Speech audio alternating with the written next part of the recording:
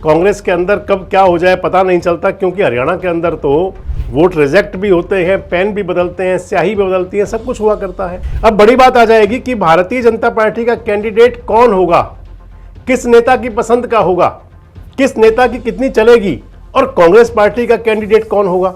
एक कांग्रेस पार्टी के नेता भूपेंद्र सिंह हुड्डा और दूसरे भारतीय जनता पार्टी के नेता आज की केंद्र सरकार के वजीर मनोहर लाल खट्टर दिल्ली रह गए हैं 2 दिन के लिए।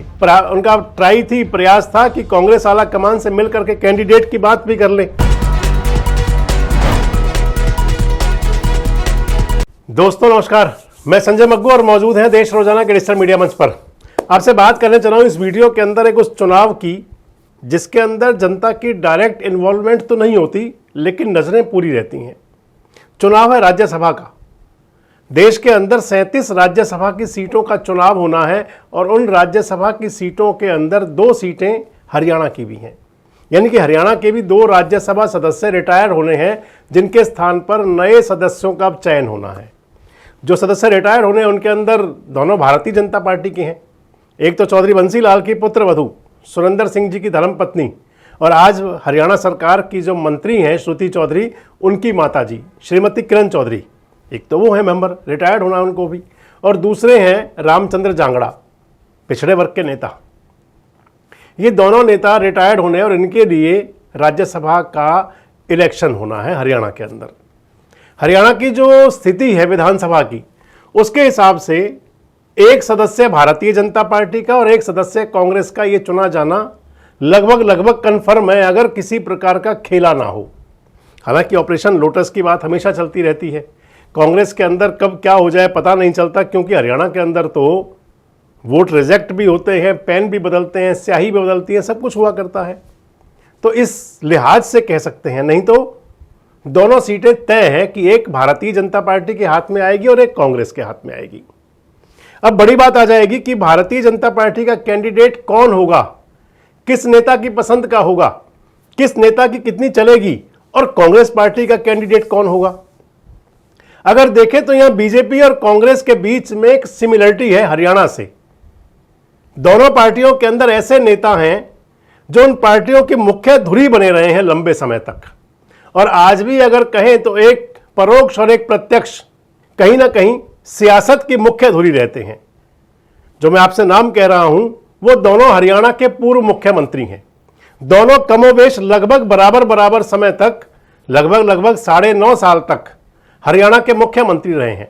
एक कांग्रेस पार्टी के नेता भूपेंद्र सिंह हुड्डा और दूसरे भारतीय जनता पार्टी के नेता आज की केंद्र सरकार के वजीर मनोहर लाल खट्टर।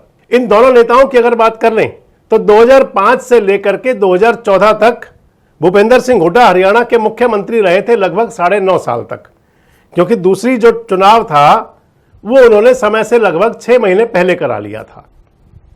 इस लिहाज से उनका कार्यकाल लगभग 9.5 साल रहा था। और मनोहर लाल भी 2014 से लेकर के और 2024 तक पूरा कार्यकाल उनका भी नहीं हुआ था। 2014 से 24 तक मुख्यमंत्री रहे थे। मनोहर लाल के लिए यूं हुआ था कि उनके स्थान पर भारतीय जनता पार्टी के आला कमान ने मनोहर लाल जी के स्थान पर मनोहर लाल जी के ही शागिर्द नायब सिंह सैनी को मुख्यमंत्री की कुर्सी दे दी थी। इसलिए ये दोनों नेता, चाहे वो कांग्रेस से हुड्डा साहब और चाहे बीजेपी से मनोहर लाल, दोनों नेता अपना 10 साल का टेन्योर पूरा नहीं कर पाए थे।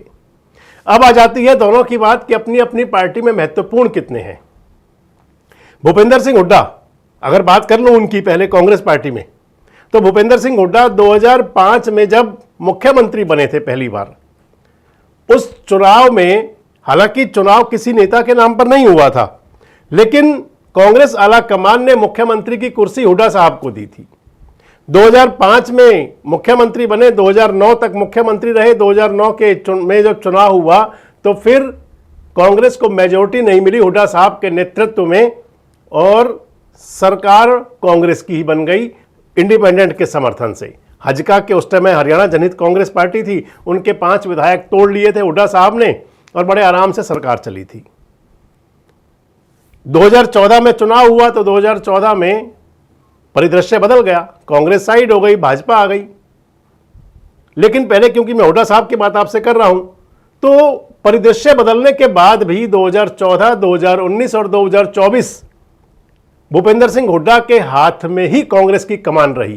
कोई प्रदेश अध्यक्ष बना हो, कोई स्थिति बनती रही हो, लेकिन हुड्डा साहब पूरी पावर में रहे। अब अगर चुनाव राज्यसभा का है और हुड्डा कितने महत्वपूर्ण हैं, इसका एक संदेश दे दिया था कांग्रेस के नेताओं ने। राहुल गांधी और प्रियंका गांधी वाड्रा ने जब वो मकर संक्रांति के भोज में पहुंचे थे भूपेंद्र सिंह हुड्डा जी के निवास पर, और यह संदेश अग्रेषित हो गया कि भैया हुड्डा जी के बिना बात बनेगी नहीं। अब भूपेंद्र सिंह हुड्डा सेशन चलते के दौरान भी दिल्ली रह गए हैं 2 दिन के लिए। उनका प्रयास था कि कांग्रेस आला कमान से मिलकर के कैंडिडेट की बात भी कर लें, क्योंकि कांग्रेस आला कमान को भी पता है कि अगर कैंडिडेट कहीं उन्होंने गड़बड़ कर दी तो हरियाणा में स्याही बदलते देर नहीं लगती, फिर पेन बदलते देर नहीं लगेगी। इस लिहाज से हुड्डा साहब महत्वपूर्ण है, परंतु अब नजर यह रहेगी कि क्या कांग्रेस आला कमान जैसे, क्योंकि पहले मैं उसे भूल कह दूं या कांग्रेस नेतृत्व का थोपना, 2 चुनाव ऐसे हुए थे राज्यसभा के ही। कांग्रेस आला कमान ने पहले तो थोपा था हरियाणा के लिए कैंडिडेट के तौर पर आर.के. आनंद साहब को, वकील साहब को। कैंडिडेट वो इंडिपेंडेंट थे, कांग्रेस ने समर्थन दिया था, 2016 की बात थी, और हुड्डा साहब ने बता दिया था भैया आपकी नहीं मालूम है। हरियाणा के वोट रिजेक्ट हो गए थे, आर.के. आनंद हार गए थे, सुभाष चंद्रा चुनाव जीत गए थे उस समय। और उसके बाद दूसरा बार जब हुआ तो दूसरी बार अजय माकन को भेजा कांग्रेस आला कमान ने, लेकिन अजय माकन साहब भी हार करके गए, उनको भी हरा दिया गया, अजय माकन हार गए। उस चुनाव के अंदर स्याही बदल गई, वोटर सामने आ गए, 2 नेताओं पर आरोप लगे, किरण चौधरी और कुलदीप बिश्नोई। दीपेंद्र हुड्डा जरूर चुनाव जीत गए थे बड़े आराम से, उन्हीं 32 एमएलए के बीच से ही। तो इसलिए हुड्डा साहब की तरफ अब नजर रहेगी कि कितनी चलवाएंगे, कांग्रेस आला कमान कितनी मानेगा, कैंडिडेट कौन दिया जाएगा।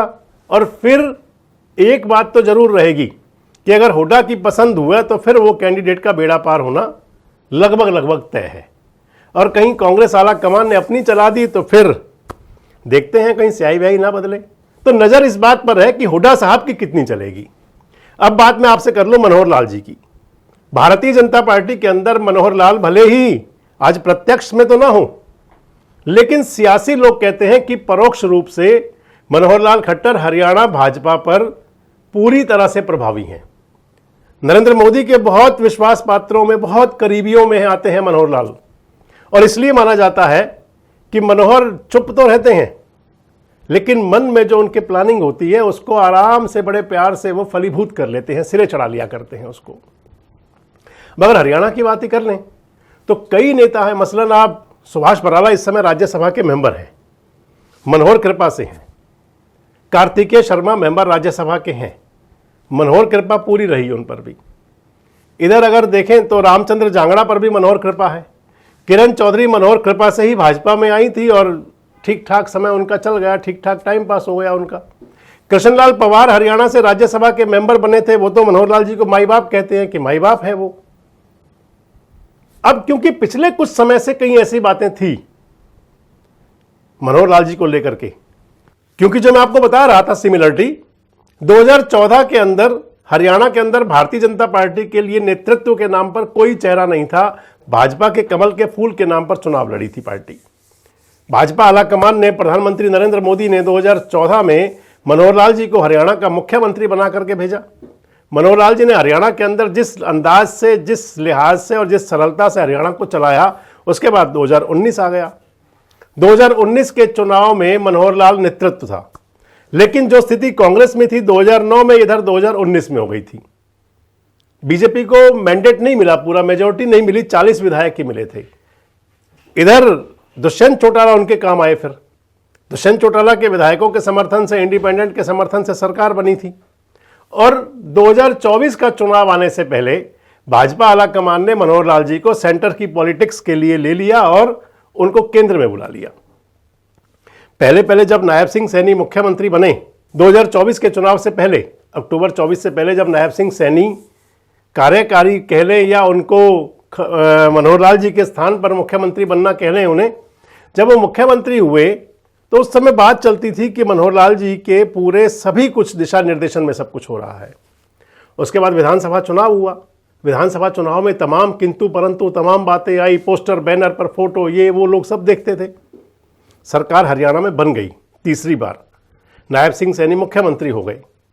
एक चर्चाएं शुरू हुई कि क्या मनोहर लाल अब साइडलाइन होंगे, हरियाणा पर उनका ध्यान नहीं होगा। लेकिन सियासी लोग कहते हैं कि परोक्ष रूप से सब कुछ मनोहर लाल जी देखते हैं।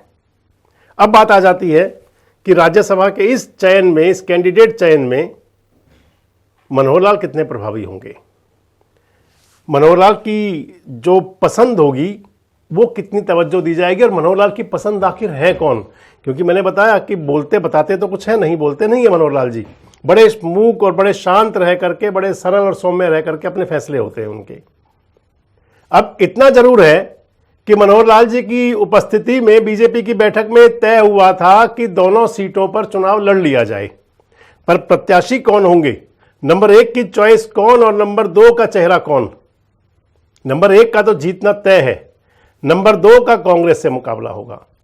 सबसे महत्वपूर्ण विषय है कि अब क्योंकि अब केवल 2 दिन रह गए हैं नॉमिनेशन के लिए, आज 2 तारीख खत्म हो गई, 3 तारीख को नॉमिनेशन हो सकता है, 4 तारीख को फिर होली की छुट्टी है और 5 तारीख को अंतिम दिन है नॉमिनेशन का। क्या होगा, कितने प्रभावी होंगे भूपेंद्र सिंह हुड्डा और कितनी गहरी चाल चलेंगे मनोहर लाल, कमेंट बॉक्स में जरूर बताएं। जुड़े रहें हमारे साथ, देखते रहें देश रोजाना। हमारे साथ जुड़े रहने के लिए सब्सक्राइब करें देश रोजाना के YouTube चैनल को और नई वीडियो की नोटिफिकेशन पाने के लिए बेल आइकन जरूर दबाएं। अगर आप ये वीडियो Facebook या Instagram पर देख रहे हैं तो पेज को लाइक और फॉलो जरूर करें और ज्यादा से ज्यादा शेयर करें।